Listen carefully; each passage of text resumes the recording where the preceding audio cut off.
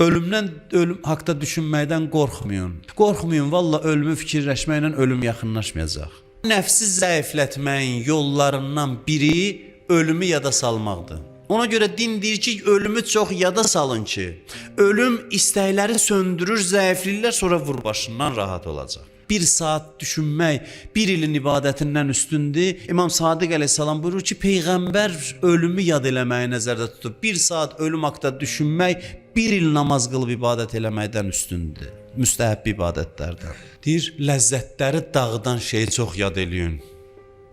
Bir anın içində, bax, xahiş edirəm, real görəsiniz ki, ölüm taxtının üstündə can verirsən. İndi sənin üçün önəmli olan istəklər hamısı sönüb sənin gözündə. Elədir. Hamısı sönüb, dəyərini itirib, canınla əlləşirsən. Xalqımızda belə bir söz var, canı ilə əlləşir deyir.